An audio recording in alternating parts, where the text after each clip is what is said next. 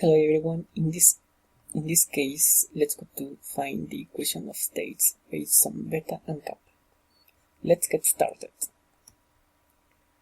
First of all, in this problem, we have information about the expansion coefficient beta and compressibility coefficient kappa. Those are given for those expressions. In order to find what the state equation is, we need to remember the definition by beta. Beta, by definition, is 1 over v times the derivative of v with respect to t. And kappa, it's minus 1 over v times the derivative of v with respect to p at constant temperature. So now, if we suppose that v is a function of t and t, we can calculate its total differential like this. The total differential of v will be equals to the partial derivative of v with respect to t times dt plus the partial derivative of v with respect to p times dp. In this case, we need information about these partial derivatives. We need an expression for this part and an expression for this part. In order to do that, we can have them based on the coefficients that we have in here. We can save an expression for this partial derivative, solving for this expression, and do that step for that part.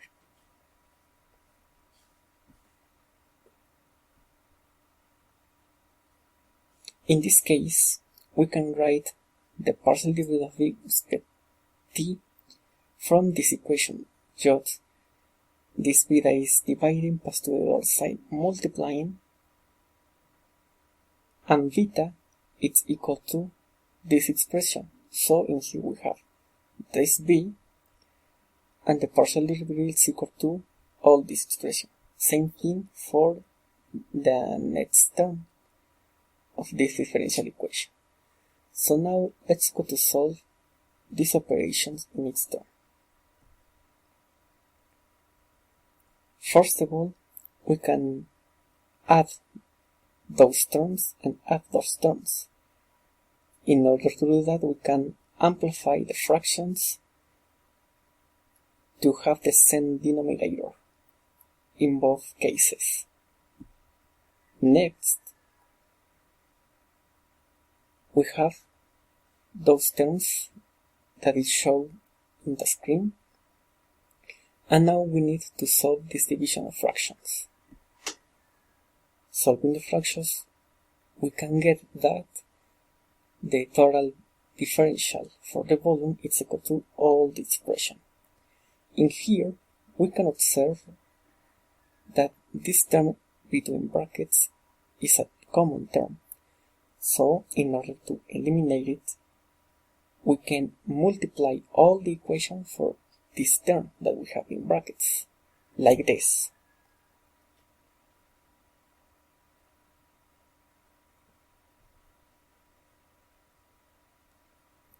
In here, we have the term.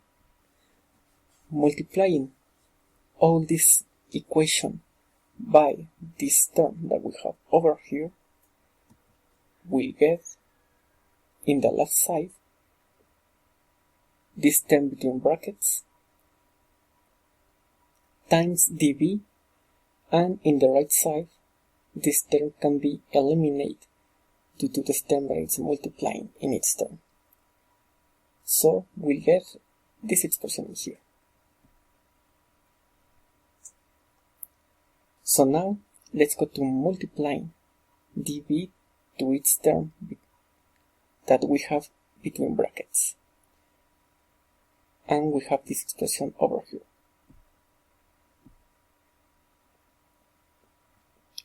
So now, we can rearrange some terms. For example,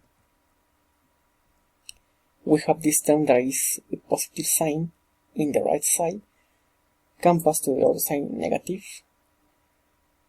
That happens with this term. It's positive in this side, pass negative to the other side. And that's these terms that we have in here. In the left side, we can factorize the constant for the ideal gases, and we'll get this term, and in the right side, it's the same. Now, let's go to divide the equation by t squared. Why by b squared? Well, if we remember, this expression is pretty similar to a quotient rule that we usually use when we're learning differential calculus. We can observe that this term is exactly the same way when we are studying the quotient rule. For example, this term could be written like differential of v over t. If we solve this differential, we'll get this term that we have in here. So, for that reason, you can rewrite that expression in this way. Now, let's go to change this term that is negative in this side to the other side, like positive. And now, let's go to do a change of variable. We have the differential of v over t, but let's go to change this expression by w, because we have exactly that expression over here. We have it here, v over t. If we make that change, we'll get this expression. Now, one more time, we can factorize the constant r in order to have this expression. Now we can observe that it's possible integrate this part, but it's a little bit more difficult to integrate this part because we have an addition variable in here, different from p, that is the differential that we have in this term. If only we have only dp over p, it will be easier to integrate it, but we have another variable in here, so that made us that we're not able to integrate that term. To solve that inconvenient, one thing that we can use is divide all that expression by w. If we divide all the expression by w, we can get w over dw over w plus w over w. It's 1, so for that reason we don't have it in here, and that it's equal to minus this expression over w, or it's the same, dp over w times t squared. In these terms, it's easy to solve these differentials because they can be written like the differential of the natural logarithm of w plus the differential of natural logarithm of pressure. So remember that if we solve these differentials, we'll get the previous expression, dw over w and dp and over p. So that is the reason that it's perfectly legal rename it in this way. So notice that in the left side we have a sum of differentials, and according with the differential rules, if we have a differential of a sum, that becomes a sum of differentials, but that property can be in the opposite side. If we have a sum of differentials, that could be written like a differential like that we have in here, and the right side is exactly the same. So now we can use properties of the logarithms. If we have a net of logarithms, that becomes a logarithm of a product, like here. So the logarithm of W plus the natural logarithm of the pressure becomes to the logarithm of W times the pressure. So let's go to do a second variable change. Let's go to name y equals to WP.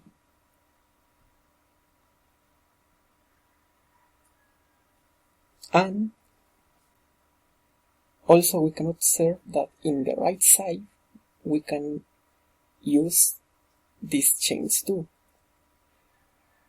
And notice that in here we have only W, but we can multiply the denominator by P, but if we do that, we must multiply by P in the numerator in order to not alter the original expression.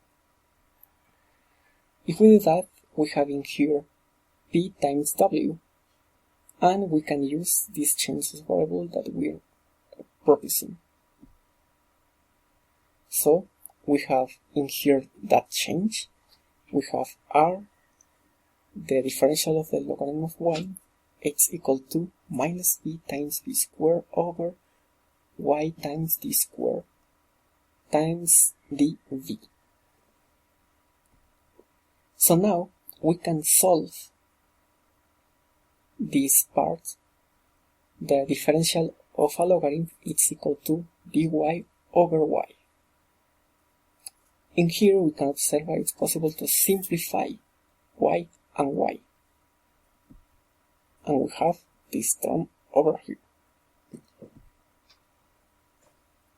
So now we can change one more time the variable y by the original expression, that is w times p. And w, if we remember, it's equal to b times p. In here we have p squared over t squared, but we can divide it like this. We can rewrite it like p over t times p over t, in order to pass one of these to the other side dividing, like that. In this step, we can observe that here in the denominator we have a similar expression that we have in here in the differential, but we need a v multiplying here. In order to solve that, we can multiply both sides by 1 over v. If we do that, we can get this term. And observe that we have the same expression in here in the differential and in here in the denominator. So we can use another change of variable. We can propose that x is equal to v times v over t. From here, we can also get that x over v is equal to p over t. Just this v that is multiplying pass to the other side, dividing, and we can get an expression to replace in here. So we have an expression to replace here and here. Remember that the expression is x. So we have this other expression, that r times dx over x is equal to minus b times x over v times dv over v. In here we can solve the multiplications. And and we can pass this x that is multiplying to the other side, dividing, like this. In this case, we're able to integrate both sides of the equation, and solving the integrals, we can get in the left side minus r times 1 over x, and in the right side we'll get minus 1 over v, but with this negative sign it's positive, so we have v times 1 over v, and plus the integration constants. Now we can translate this term that is subtracting in this side to the right sign with positive sign, and now the constant that is with positive sign could pass to the other side in negative, and we can rename this arbitrary constant with another constant. We can choose C1. So now we must remember what is the equivalence of x. Remember that x is equal to v times p over t, and solving this fraction will get this term over here. And let's go to multiplying all the equation by v. If we do that, we'll get this equation in here. Now let's go to add these terms, so we'll get this fraction, and now the speed that it's dividing this side pass to the other side multiplying, so we can group the terms which has p as a common term, and we are able to factorize the variable p. And finally, this is the state equation that we were looking for. So that's it for today's video. Thank you very much for watching, and see you next time. Take care.